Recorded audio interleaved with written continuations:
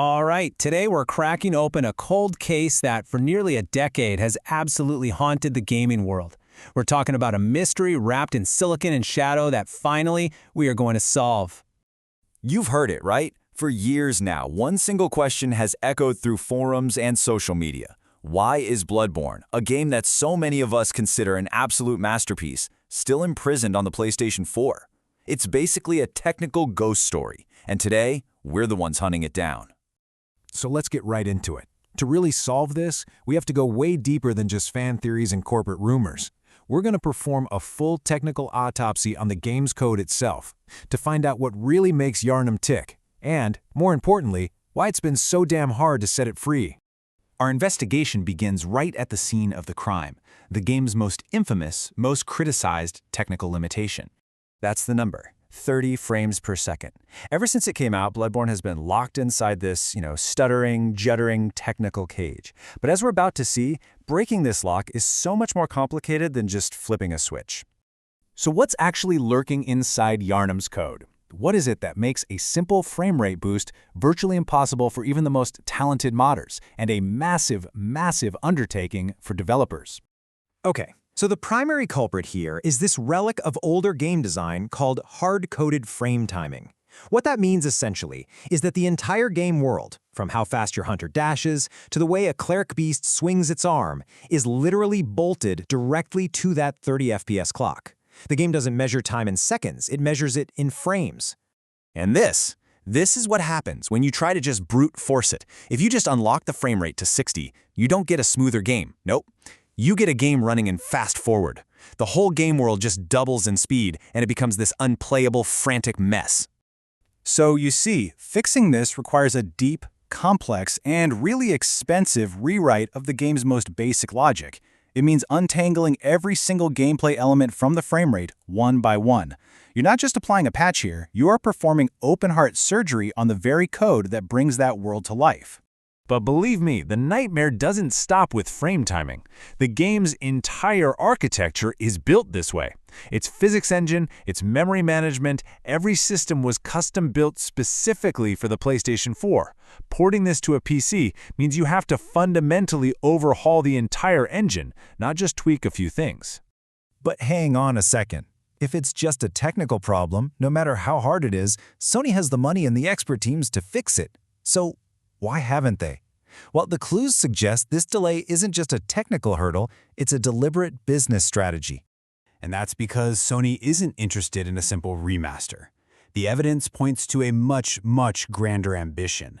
Just like they did with Demon's Souls for the PlayStation 5, it really seems like they're aiming for a full-blown, ground-up remake.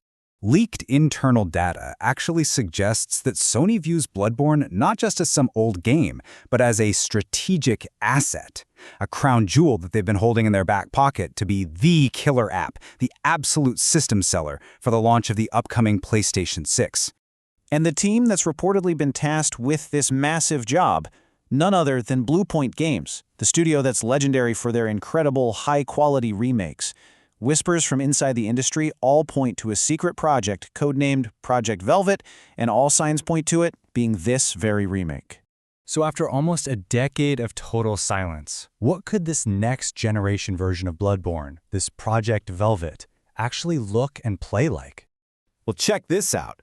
Performance simulations on future hardware, something like an RTX 5090, paint an absolutely incredible picture.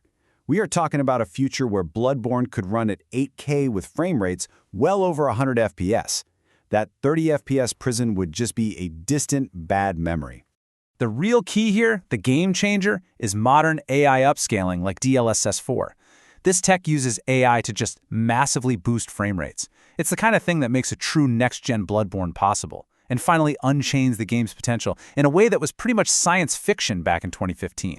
And all that power isn't just for bigger numbers on a chart, it enables revolutionary technologies like path tracing.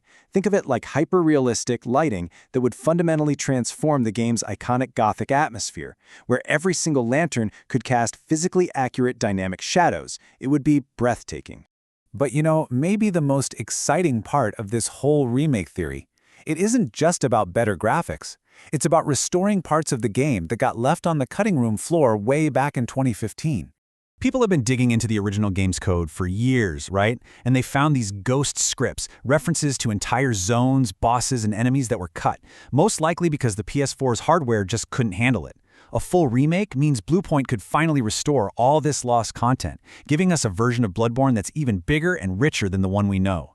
And the scope of this project is just immense. They're not stopping at the single player. The notoriously laggy multiplayer system is reportedly being rebuilt from the ground up for modern online gaming.